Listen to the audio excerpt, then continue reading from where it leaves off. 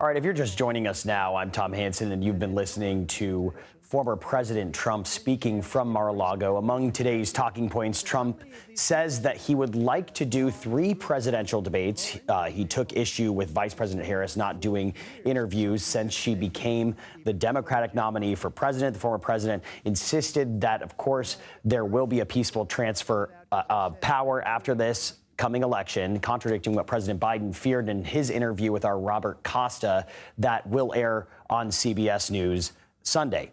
Trump also says he believes abortion should be left up to the states and will be a small issue in the upcoming election. Really, you know, in this meandering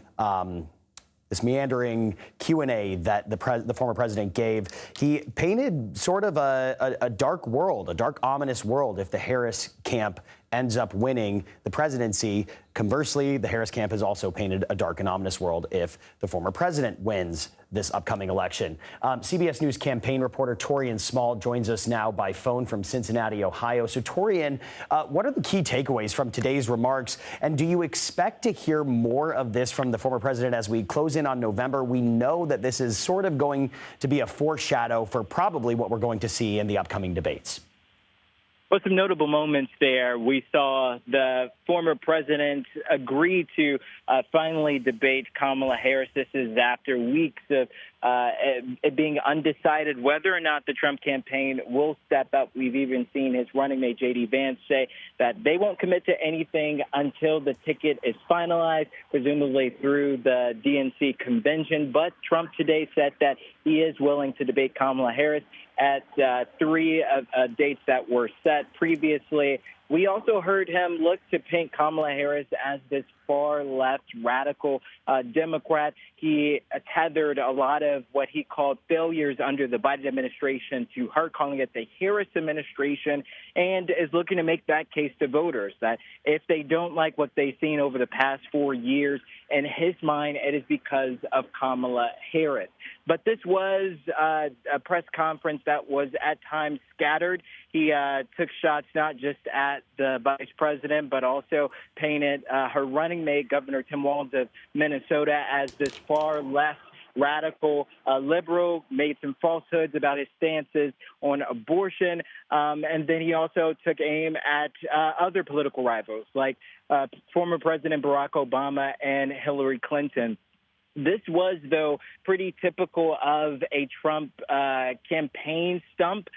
We've seen him deviate away from the teleprompter at his rallies to also take these types of attacks. So in a setting like this where he was open to questions, it was clear that his mission was to direct some of those questions or inquiries from the press to talking points that he had, which was the mission here was to paint Kamala Harris and Tim Walz as this radical Democratic ticket.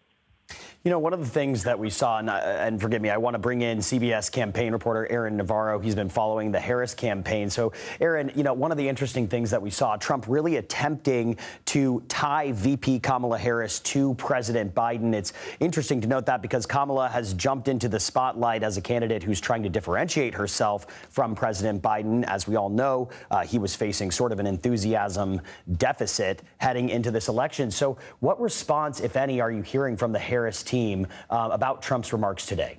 Well, the Harris team, like they always do whenever Trump is speaking or advances, they've been clipping certain bits from his speeches and putting it out on their Kamala HQ, their rapid response account. They've highlighted, as Taurean mentioned, his comments about abortion, but highlighting how Trump claimed responsibility and said many people wanted Roe v. Wade to be overturned. They are highlighting how Trump said that Jewish Americans who do not vote for him should, quote, have their head examined. So taking some of the more bombastic comments and really highlighting those on their X account. Now, when it comes to the debate, that's kind of the outlying question from all of this. We have asks out to the Harris campaign. Before, when Trump has said that he should debate Biden more, that Biden should accept more debates, the Biden campaign had responded by saying, these are the dates we agreed to, don't back out of them. We'll see, now that ABC seems to be confirmed, how the Harris campaign handles these proposed dates for NBC and Fox from former President Trump. And Aaron, you know, as we look at the former president speaking still right now and taking questions, one of the questions that I have is the timing of all this. You know, after all of this momentum and enthusiasm for the Harris-Walz ticket, kind of a renewal or revival of that campaign after the former president or after President Biden stepped down, do you think that that plays a role in former President Trump having this news conference? What's the strategy behind the former president with his remarks now? Yeah, it's the timing to try and break into the news cycle. And you could hear one of his most animated answers was about crowd size, as there's been a lot of attention paid to the tens of thousands that are at the Harris rallies this week. Trump has said in this press conference today that he had a larger crowd size than Martin Luther King Jr. at some of his events.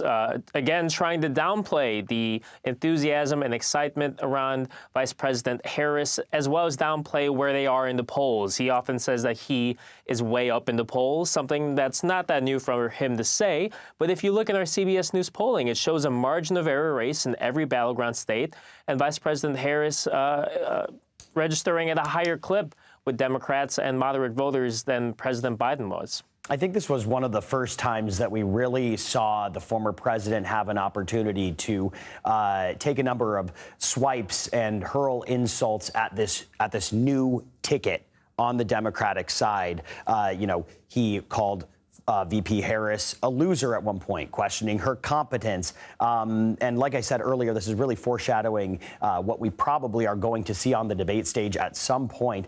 So, Taurean, I want to turn it back over to you. Is the Trump campaign concerned about the momentum the Harris-Walz ticket has received in recent days?